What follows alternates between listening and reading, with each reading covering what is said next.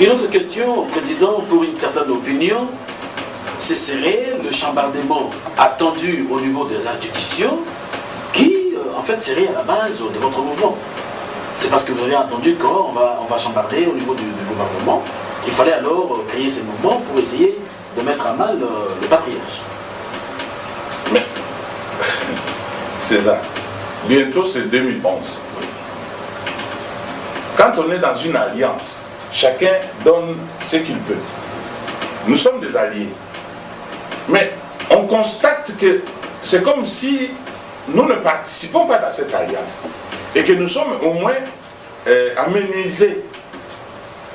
Quand on vous enlève la confiance financière, alors que vous êtes le chef du gouvernement. J'allais justement poser la question. Bon, tout cela nous inquiète.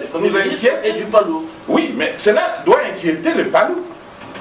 Cela doit nous inquiéter parce qu'on se dit, est-ce que ce n'est pas une façon de nous disqualifier aux élections? C'est que quelque part, nous n'avons plus la confiance de l'allié. Est-ce qu'il n'y a pas de problème? On voit des grognes de gauche à droite, des problèmes, des grèves. C'est comme si, dans l'alliance, nous n'avons pas fourni suffisamment d'efforts pour pouvoir participer efficacement afin que cette alliance soit au moins agissante et productive. Donc, ce sont des signes de temps. Ce sont des signes de temps qui nous poussent au moins à revoir nos calculs au sein du parti. Et pour revoir ces calculs, on ne peut pas le faire d'une manière passionnée. Non, on doit dépassionner les débats, on doit réfléchir rationnellement et chercher les raisons, les causes. Ok, puisque vous faites allusion justement au Premier ministre, vous ne pensez pas, Président, que le moment est mal choisi au vu du divorce maquillé entre le PPRD et votre parti à travers justement le Premier ministre Mosito? Non, il n'y aura pas de divorce. Notre alliance est une alliance qui doit durer avec le mandat. Les textes sont clairs. Et Mosito en soi n'est pas le PALU. On peut le changer s'il le faut. Mais l'alliance continue. On peut changer, mais dans un match de football, une équipe peut changer même 3 joueurs. Cela ne veut pas dire que l'équipe a perdu. Le dernier joueur peut marquer le but de la victoire. N'est-ce pas? Oui, oui. Alors dire que ça doit entraîner le divorce ou quoi? Non, non, non, non. Ça serait malhonnête de la part des acteurs de l'Alliance. Donc vous affirmez que malgré votre mouvement, l'Alliance avec le PPRD continue? L'Alliance continue, mais on peut changer les animateurs au sein des institutions.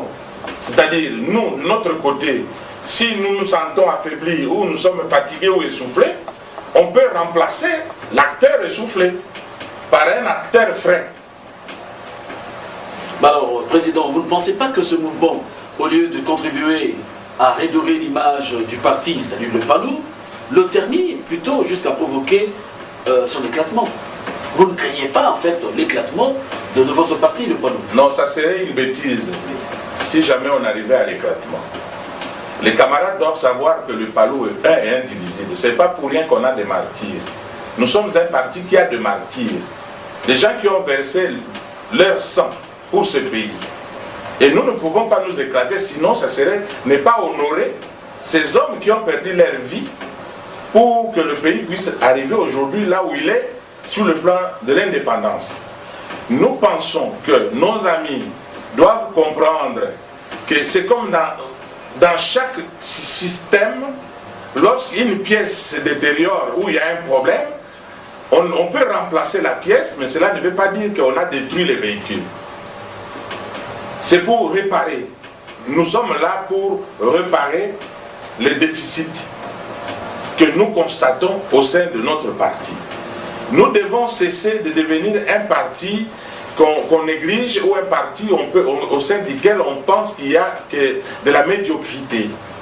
Nous sommes un grand parti qui regorge des éminentes personnalités et nous pensons qu'il n'est pas encore tard. Donc on est peut-être qu'en première mi-temps, le deuxième mi-temps n'a pas encore débuté, on peut changer de joueur parce qu'on a le droit d'arriver même à 3. Voilà, 3 changements. Parce qu'on a connu Gizenga, Mouzito est là. En ce qui nous concerne, s'il faut le remplacer, nous devons tout d'abord savoir, nous devons l'interpeller tout d'abord nous-mêmes. Qu'ils nous disent s'il y a des problèmes, ou s'il trouve qu'il ne peut pas continuer, ou il y a des déficits aussi dans son chef, là il peut, entre nous, on peut discuter et trouver des solutions avant d'aller rencontrer l'allié. Donc l'allié ne peut pas le disqualifier d'emblée comme ça, sans consulter l'autre partie. Alors, pour consulter l'autre partie, nous ne voulons pas que ça se fasse dans l'esprit donc d'une certaine indifférence ou d'une certaine avec répugnance pour dire bon, il n'est pas bon, on doit disqualifier, on doit le jeter. Non, nous sommes bons et nous sommes là.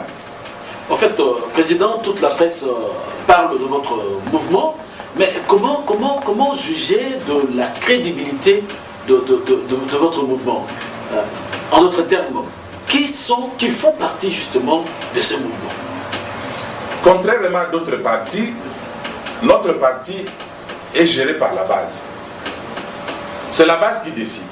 C'est pourquoi on dit bien, c'est la base qui cotise, c'est la base qui donne des moyens, c'est la base qui fournit des moyens, et puis c'est la base qui fait tout.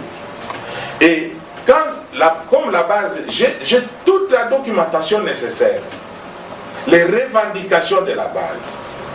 C'est pourquoi je refuse de polémiquer.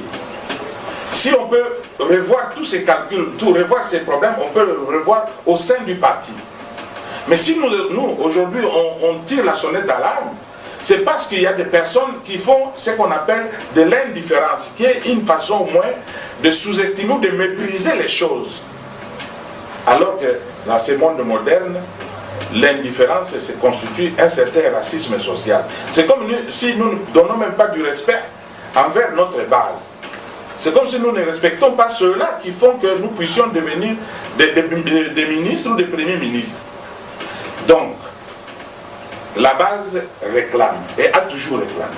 Mais la solution était quoi? On réclame, on révoque. Quand vous réclamez, on vous exclut du parti. Alors, malgré les appels, plusieurs fois, on a fait des réclamations. La réponse était quoi? Voilà. Je ne suis pas mon Congo, excusez-moi, au débat de nous.